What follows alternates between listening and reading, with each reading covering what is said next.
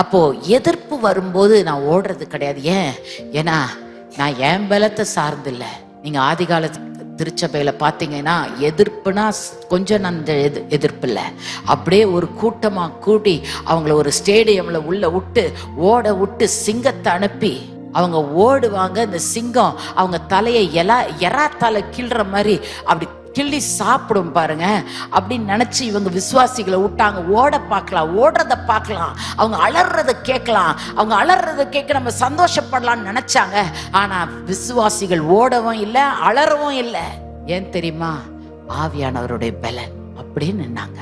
இன்னைக்கு கூடங்க எத்தனையோ இடத்துல கிறிஸ்துவை விசுவாசிக்கிறதுனால தலையை துண்டா வெட்டுறாங்க, அப்படியே நிக்கிறாங்க, ஓடுறது இல்லை, நின்னு காட்டுறாங்க.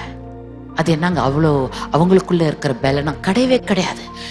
உள்ள இருக்கிற பலன், நம்மளுடைய பலன் ஒண்ணுமே கிடையாது. ஆனா எனக்குள்ள இருக்கிற பலன், இந்த பரிசுத்த ஆவியானவருடைய பலன் என்னை நிக்க வைக்கிறது. வேதம் இயேசு அதுதான் சொல்றாரு, இந்த பரலோகத்திலிருந்து ஆவியானவர் உங்கள் மேல் வந்து இறங்கும் போது நீங்கள் பலன் அடைந்து, நீங்க பணக்கார ஆவீங்கன்னு சொல்லல, நீங்க பலன் அடைஞ்சு வீடு பங்களா வாங்கி கட்டிக்கிட்டு இருப்பீங்கன்னு சொல்லல, நீங்க பலன் அடைஞ்சு நீங்க வேற காரியத்தெல்லாம் செஞ்சு நீங்க சக்சஸ்ஃபுல் பிசினஸ் மேன் ஆயிடுவீங்கன்னு சொல்லல.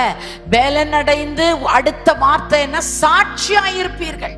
சாட்சியா இருக்கிறதுக்கு தான் பலனே வேணும்.